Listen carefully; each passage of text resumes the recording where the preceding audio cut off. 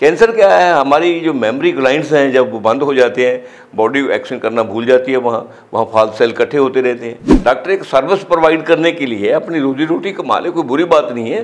डॉक्टरी profession business नहीं है। लोगों को एक्सप्लॉइट करेंगे, लोगों को ये बीमारियाँ आएगी, एक चीज़ की दवाई देंगे, दूसरी चीज़ उससे पैदा हो जाएगी। तो आप कुछ भी खाते रहें, कुछ भी पीते रहें, इसमें एक्सरसाइज बहुत जरूरी है। नमस्कार, D5 चैनल हिंदी देख रहे दर्शकों का मैं वंदना स्वागत करती हूँ। आज एक बार फिर हम आए हैं फन विले डॉक्टर जोगिंदर टाइगर के पास में। डॉक्टर साहब, आपका बहुत बहुत स्वागत है हमारे इस प्रोग्राम में। शुक्रिया, थैंक यू जी। डॉक्टर साहब, मैं यहाँ पे जब भी आती हूँ तो हमेशा कुछ ना कुछ अच्छी चीज सीखने को मिलती है, देखने को मिलती है। इस बार जब मैं लास्ट टाइम आई थी तो मैंने देखा कि कैंसर के पेशेंट्स आपके पास में बहुत आए हुए थे और 100% वो ठीक भी हुए हैं, उनमें से कई पेशेंट तो और आपका शुक्रिया अदा करने भी आए थे वो कि भाई हम पूरी तरह से ठीक हो गए डॉक्टर साहब की वजह से। आज हम बात करेंगे ब्रेस्ट कैंसर की। तो आप सबसे पहले ये बताइए कि ब्रेस्ट कैंसर किसको कहते हैं?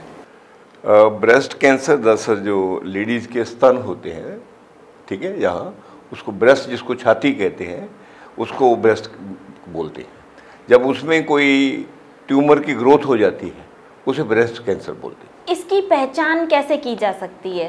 क्या इसको घर रह के भी पहचाना जा सकता है या इसके लिए सिर्फ हॉस्पिटल ही एक तरीका है?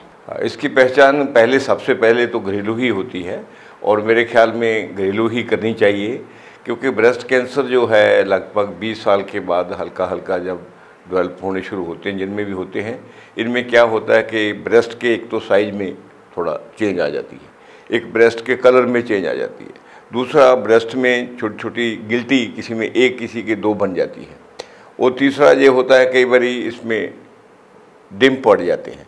ठीक है, ये कई चीज़ें होती हैं, मगर उसका सेल्फ डायग्नोसिस ज़रूरी है। एक तो किसी भी लेडीज़ को अपनी ब्रेस्ट को चेक करते रहना चाहिए हमेशा। तो ये ब्रेस्ट कैंसर जेंट्स को भी होता है। जेंट्स को जो जितना भी अपना प्रोस्टेट ग्लैंड्स का कैंसर है वो ब्रेस्ट से रिलेटेड होता है। ये लेडीज़ को ब्रेस्ट कैंसर होता है, जेंट्स को प्रोस्टेट कैंसर होता है। तो ये एक जो मिलते जुलते कैंसर हैं दोनों तरह के, मगर इनको डायग्नोज करने के लिए ऐसा है, कभी ये 2 उंगलियों से चेक नहीं करना चाहिए। 2 उंगलियों से कभी मांस इकट्ठा होकर गिल्टी वैसी बन जाती है। इसके लिए ये उंगलियों को फ्लैट रखना चाहिए 3 को। इससे ऐसे ऐसे ऐसे ऐसे पूरा अपनी ब्रेस्ट को, पूरा लेडीज़ को चेक करते रहना चाहिए। फिर जहाँ गिल्टी नज़र आई तो गिल्टी को देख, अगर कोई गांठ होती है, गिल्टी होती है, ट्यूमर नज़र आता है तो डॉक्टर से कंसल्ट करना चाहिए। ये सेल्फ डायग्नोसिस है। दूसरा ये होता है कि जैसे हमारे बॉडी का ये सेंटर पार्ट है, अगर सेंटर पार्ट की तरफ गिल्टी रहती है, ये ज़्यादा खतरनाक नहीं होती, ये मोस्ट प्रॉब्ली बनाइन गिल्टीज होती है। जब गिल्टीज आउटर लेयर में जाती है, जो आर्मपिट में जो जाती है जितनी गिल्टी है, उसका कार्सिनोमा, जिसको कैंसर है, कैंसर होने का उसका ज़्यादा डर होता है। और इसमें जब इसको चेक करते हैं, चेक करते हुए 2 चीज़ों का ध्यान रखा रहना चाहिए। अगर तो ये गिल्टी गोल है, गोल होकर हम इसे दबाते हैं, हल्की बल्कि दबती भी है, पेन भी करती है, इसका मतलब लगभग 99% ये सिंपल गिल्टी होती है, जिसे ट्यूमर कहते हैं, ये बनाइन होती है। अगर गिल्टी ये चपटी हो जाए, हार्ड हो जाए, इधर हो जाए, स्पेशली आउटसाइड आर्मपिट की तरफ हो जाए, इसको दबाने में इसमें पेन ना हो और ज़्यादा जगह सरफेस को कवर करे और चपटी रहे और हार्ड नज़र आए और दबाने से अपना सरफेस ना बदले, चिपकी रहे, इसमें 99% चांसेस होते हैं ये कार्सिनोमा है। इसका ऐसे घर में चेक होता है। बाकी उसका हम अगर इसका शक हो जाए तो डॉक्टर के पास जाकर इसको चेक करना चाहिए। डॉक्टर फिर इसको एक तो नीडल से टेस्ट करते हैं, इससे नीडल से इसका अंदर से फ्लूइड लेते हैं, उसको टेस्ट करते हैं। दूसरा इसका सोनोग्राफी है, तीसरा इसका अल्ट्रासाउंड है, चौथा इसका जो नेमोग्राफी, जिसे एक्सरे कहते हैं, एक्सरे में सारा इसको देखते हैं कैसे कैल्शियम डिपॉजिट होता है, कैसे क्या क्या होता है। इसकी 1 से 6 स्टेज का होता है ये। अगर 4 से ऊपर हो तो उसका मतलब होता है कोई ना कोई कैंसर डेवलप हो रहा है इसका। उसके बाद फिर अगर इसका शक हो जाए तो उसके बाद फिर इसकी बायोप्सी करा लेनी चाहिए। तो ऐसा है इसका डायग्नोज कर। आपके यहाँ पर क्या उपचार है इसका? हम लोग चेक करते हैं, चेक करके देखते हैं। हमारे पास जब पहली और दूसरी स्टेज के लोग आते हैं, पहली स्टेज का तो तकरीबन हमारा रिजल्ट लगभग 90% से ऊपर ही जा रहा है। उसमें हम लोग ये कीमोथेरेपी देते हैं। हम कीमोथेरेपी नहीं देते, हम क्या करते हैं, उस गिल्टी को खोल देते हैं। ये खुदा ने इस पर इतना बढ़िया काम किया है कि गिल्टी ये नहीं, बॉडी में भी जितनी गिल्टी होती है, जैसे ये जो हमारी नेक में जो गिल्टी होती है, इस गिल्टी को भी हम इसके साथ ही रिलेटेड करते हैं, और ये गिल्टी भी, और बॉडी में और गिल्टी भी बनती है। उनके पास, हमारे पास बहुत ही आयुर्वेद और ट्रेडिशनल मेडिसिन की दवाइयाँ हैं जिनसे ये महीने 2 महीने में 3 महीने में गिल्टियाँ खुल जाती है, और पहली स्टेज का कैंसर तो 100% ही हो जाता है। दूसरी स्टेज के भी ये जो पिछले जो आपने देखे थे 2 केस, वो भी क्योर हुए हैं, वो भी क्योर होते हैं। अभी वो मेरे पास 3-3 महीने पहले आए थे, बड़े हॉस्पिटलों से आए थे, वो भी क्योर हुए।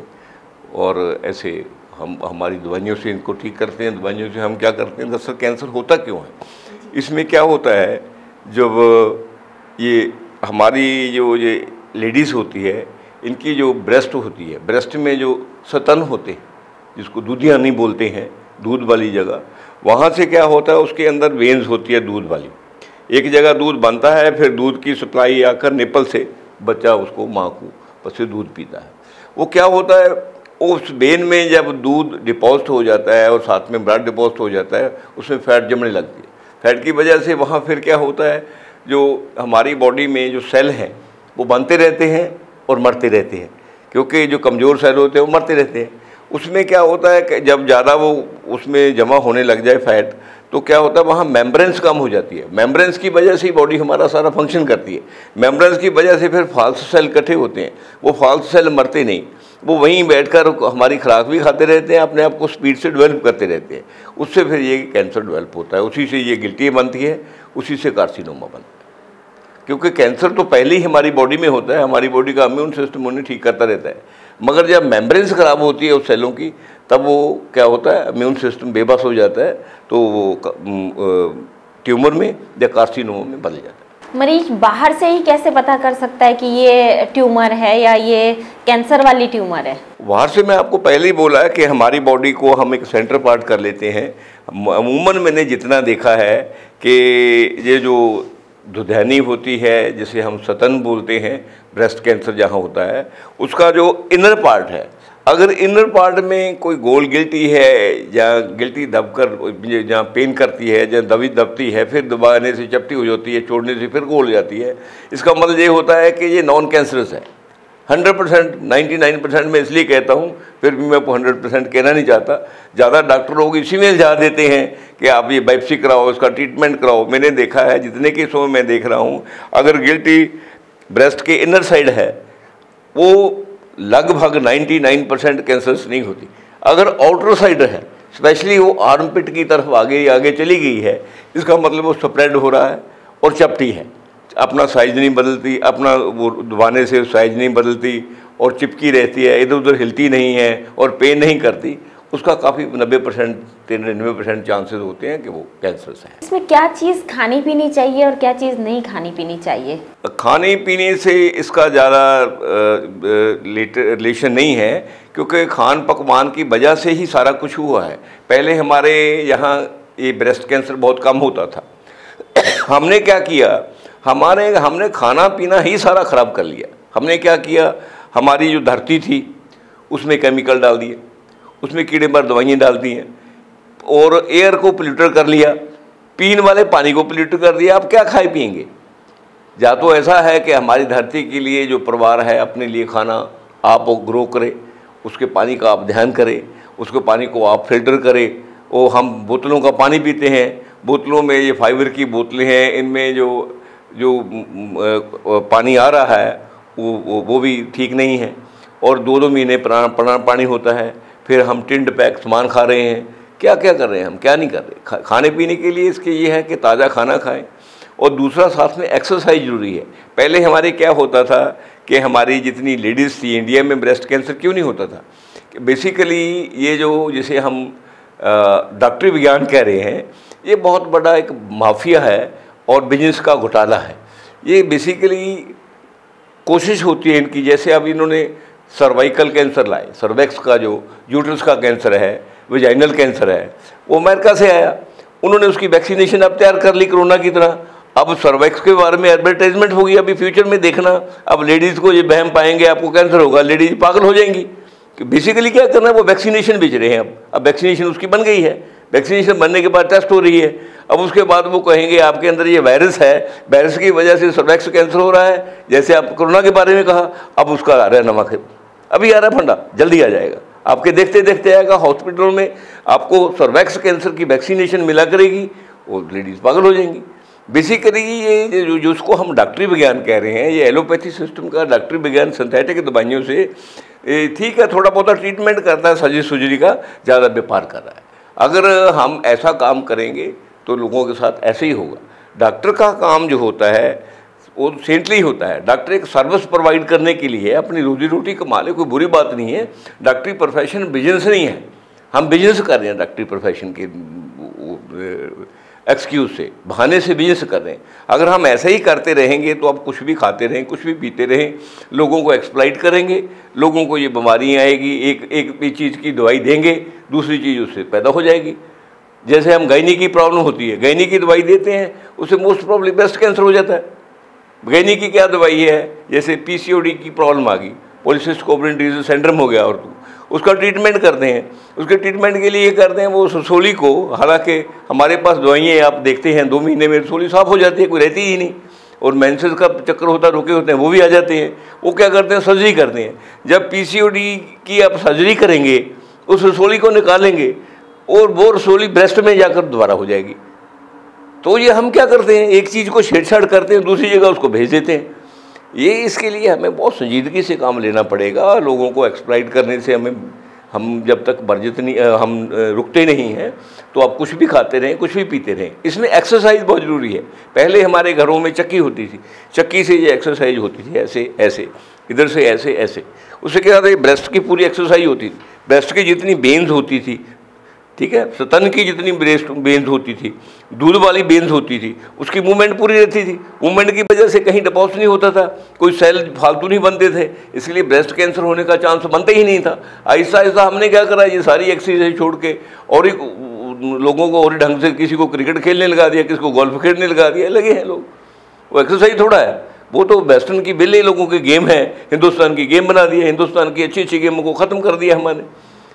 बच्चे हमारे खेलते थे, नाचते थे, टापते थे, सारा खत्म कर दिया काम। क्या इसका कोई घरेलू इलाज भी है? घरेलू इलाज है इसका। घरेलू इलाज के लिए ऐसा है कि एक तो अपने खान पान का ध्यान रखो, और एक थोड़ी ब्रेस्ट की एक्सरसाइज करो। ब्रेस्ट की मसाज बहुत ज़रूरी है। मसाज के लिए कभी भी मसाज को ऐसे नहीं करना, इसको ऐसे हाथ खोलकर इसको करते रहो। इसको करने से सारी बेन जो मसाज करने के लिए सीसम ऑयल का इस्तेमाल करो। सीसम ऑयल जो जितनी बेन होती है उनको खोलती रहती है, और इसको ब्रेस्ट ब्यूटीफुल भी रहती है और वैसे भी ठीक रहती है।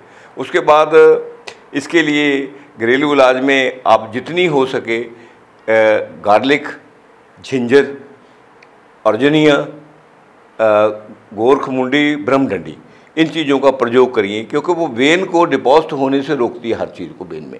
जब वो वेन हमारी खुली रहेगी, वो सर्कुलेशन पूरा रहेगा, जिसको हम कहते हैं कि ऑक्सीजन और ब्लड का बहाव शरीर में पूरा रहेगा, जिससे जो भी खाना हमारी बॉडी में ऑक्सीजन और ब्लड के बहाव को सही रखता है वो लें। वो लेने से ना तो कैंसर होता है, ना कोई बीमारी और होती है, इसलिए वो खुराक लेते रहें। अभी आपने बताया गोरखमुंडी, ब्रह्मदंडी, ये सब कितना लेना चाहिए और कैसे लेना चाहिए? ये 1 ग्राम गोरखमुंडी, 1 ग्राम ब्रह्मदंडी, 1 ग्राम अर्जनिया, ये सारी चीज़ें हैं, पुनर्नेवा है। ये जब भी लेंगे, ये हम अपनी बॉडी में हर एक मरीज़ के लिए हार्ट भी ब्लॉक होता है, और इवन काला मोतिया भी होता है, इवन वेन भी बंद होती है, इवन सर्वाइकल में कोई प्रॉब्लम आती है, इवन यूट्रस में कोई प्रॉब्लम आती है, लीवर में कोई प्रॉब्लम आती है, बॉडी में कोई प्रॉब्लम है, किसी जॉइंट में प्रॉब्लम आती है, आर्थराइटिस की प्रॉब्लम आती है, और ये दुधानी के कैंसर की, जो स्तन की कैंसर कहते हैं, उसमें प्रॉब्लम आती है। किसी भी वेन में ये डिपॉजिट नहीं छोड़ती। जब हमारे वहाँ सर्कुलेशन ऑक्सीजन पूरा होगा तो कैंसर होगा ही नहीं। कैंसर क्या है, हमारी जो मेमोरी ग्लैंड्स हैं जब वो बंद हो जाते हैं, बॉडी एक्शन करना भूल जाती है, वहाँ फाल्स सेल इकट्ठे होते रहते हैं।